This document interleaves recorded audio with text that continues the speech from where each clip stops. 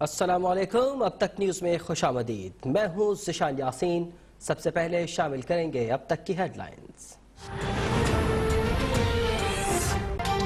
مادر وطن کا دفاع یقینی بنائیں گے، پاک فوج قوم کی توقعات پر ہر صورت پورا اترے گی۔ Army chief general Qamar Javed Bajwa کا پیغام۔ آرمی چیف کا کور ہیڈ کوارٹرز گجرانوالہ کا دورہ۔ D G I S P R کے مطابق آرمی چیف کو آپریشنل، تربیتی اور انتظامی امور پر بریفنگ دی گئی۔ جنرل قمر جاوید باجوہ نے مرالہ ہیڈ ورکس پر تربیتی مشقوں کا جائزہ لیا۔ جوانوں کے پیشہ ورانہ معیار کی تعریف۔ گوجرانوالہ سی ایم ایچ کا بھی دورہ۔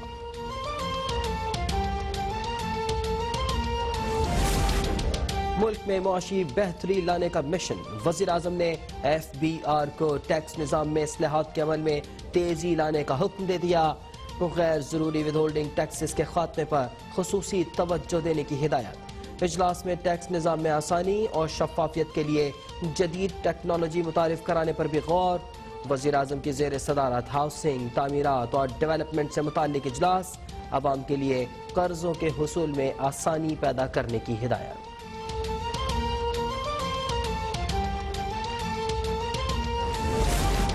مشیر خزانہ عبدالحفیظ شیخ کی زیر صدارت F B R policy board کا اجلاس۔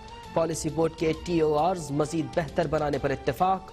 ٹیکس وصولیوں اور تجارتی سرگرمیوں کی مینجمنٹ کے لیے ضروری اقدامات کی ہدایت۔ نادرا اور ایف بی آر کے درمیان ڈیٹا شیئرنگ سے متعلق سفارشات اور طورخم بارڈر پر تجارتی سرگرمیوں پر بھی غور۔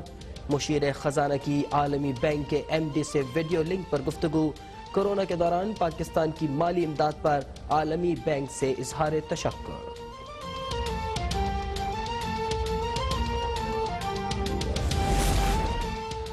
چیئرمین سینیٹ کا کیپٹن صفدر کی گرفتاری اور پولیس پر مبینہ دباؤ کا معاملہ قائمہ کمیٹی برائے قانون و انصاف کے سپرد کرنے کا فیصلہ۔ لیگی سینیٹر راجہ ظفر الحق کی کراچی واقعے پر قرارداد۔ پی پی سینیٹر رضا ربانی نے واقعے کو صوبائی خود مختاری پر حملہ قرار دے دیا۔ شبلی فراز کا پیپلز پارٹی سے مزار قائد کی بے حرمتی پر ایکشن لینے کا مطالبہ۔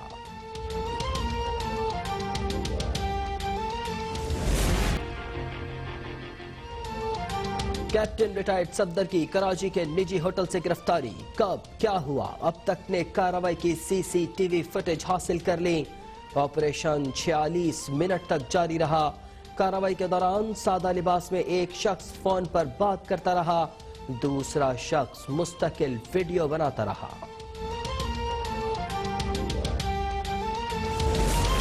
کراچی میں کیپٹن ریٹائرڈ صفدر کی گرفتاری اور پولیس پر مبینہ دباؤ کی تحقیقات کے لیے صوبائی کمیٹی قائم۔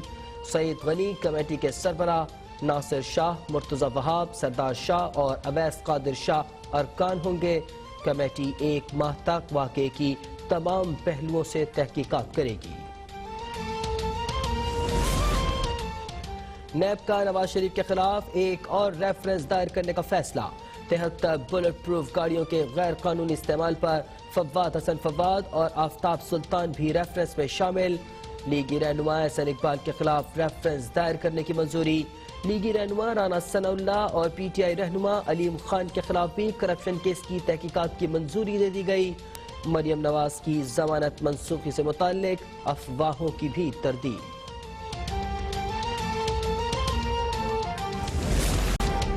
بھارت کا ایک بار پھر منہ کالا۔ پاکستان کا فائنینشل ایکشن ٹاسک فورس کی بلیک لسٹ میں جانے کا امکان ختم۔ حکومت نے تمام شرائط اور قانونی تقاضے پورے کر لیے۔ اجلاس میں حتمی فیصلہ آج ہوگا۔ دفتر خارجہ نے ایف اے ٹی ایف میں سعودی عرب کے پاکستان کے خلاف ووٹ سے متعلق افواہوں کی تردید کر دی۔ ترجمان دفتر خارجہ نے کہا کہ پاکستان اور سعودی عرب کے درمیان تعلقات خوشگوار اور مستحکم ہے، دوستی میں کوئی درار نہیں۔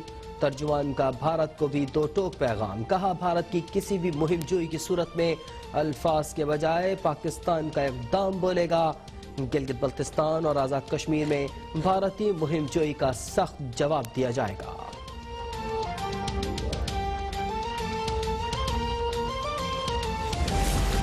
ملک میں کرونا وائرس مزید 10 جانیں لے گیا۔ 736 نئے کیسز رپورٹ۔ مریضوں کی تعداد 3,25,480 ہو گئی۔ کورونا سے اموات 6,700 سے اوپر جا پہنچی. فعال کیسز کی تعداد 9,642 رہ گئی. 8 کیسز سامنے آنے پر اسلام آباد کے مقامی میڈیکل کالج کو 1 ہفتے کے لیے بند کر دیا گیا. پنجاب میں 6 روزہ انسداد پولیو مہم 26 اکتوبر سے شروع ہوگی.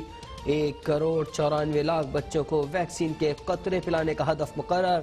چیف سیکریٹری کی ڈیپٹی کمشنرز کو انسداد پولیو سرگرمیوں کی خود نگرانی کرنے کی ہدایت.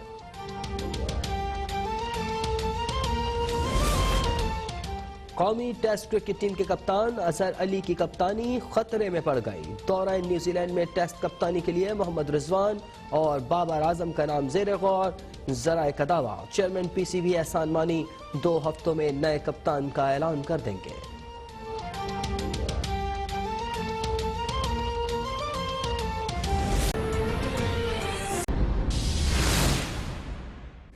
اور بلیٹن کے آغاز میں سب سے پہلے آپ کو بتائیں کہ army chief general Qamar Javed Bajwa نے گجرانوالہ اور مرالہ کا دورہ کیا ہے، جہاں انہیں آرمی کی آپریشنل، تربیتی اور انتظامی امور پر بریفنگ دی گئی. D G I S P R کے مطابق جنرل قمر جاوید باجوہ نے مرالہ ہیڈ ورکس پر تربیتی مشقوں کا جائزہ لیا. تربیتی مشقوں میں روایتی اور جنگی آپریشنز کا عملی مظاہرہ کیا گیا. آرمی چیف نے اس موقع پر جوانوں کے اعلیٰ تربیتی معیار کو سراہا. آرمی چیف نے سی ایم ایچ گجرانوالہ کا بھی دورہ کیا. آرمی چیف کو سی ایم ایچ میں مختلف ترقیاتی منصوبوں کے بارے میں آگاہ کیا گیا. آرمی چیف نے کورونا وبا پر قابو پانے میں آرمی میڈیکل کور کی تعریف کی. جنرل قمر جاوید باجوہ نے کہا کہ جنگی تیاریوں میں بھی تربیت کو خصوصی اہمیت حاصل ہے. پیشہ ورانہ مہارتوں میں تربیت کلیدی اہمیت رکھتی ہے. Army chief general Qamar Javed Bajwa نے ایک بار پھر اس عزم کا اظہار کیا کہ ہر طرح کے حالات میں پاک فوج قوم کی توقعات پر پورا اترے گی. چیئرمین پیپلز پارٹی بلاول بھٹو زرداری کا کہنا ہے کہ اس نااہل سلیکٹڈ حکومت نے ملک کو تباہ کر دیا ہے. کٹ پتلی حکومت سے عوام کی جان چھڑائیں گے اور ملک میں جمہوریت کو بحال کریں گے. گلگت بلتستان کی عوام کو کب تک سہولیات سے محروم رکھا جائے گا؟ آخر کب تک اسلام آباد میں بیٹھے لوگ یہاں کے فیصلے کریں گے؟ گلگت بلتستان کے علاقے گھانچے میں خطاب کرتے ہوئے بلاول بھٹو نے کہا، اسلام آباد میں بیٹھے لوگ عوام کی آواز تک سننے کو تیار نہیں تو وہ ان کے مسائل کا حل کیسے نکالیں گے؟ اسلام آباد میں بیٹھے ہوئے لوگ آپ کے لیے فیصلے تو لیتے ہیں، از خود فیصلے لیتے ہیں، لیکن آپ کے بات نہیں سنتے. جو آپ کے بات سننے کو تیار نہیں ہوتے، جو آپ کے بات سننے کو تیار نہیں ہوتے، وہ آپ کے مسائل کا حل کیا کریں گے؟ ہم نے دیکھے وہ قیادت جو یہاں کے عوام کے مسائل سنتے تھے.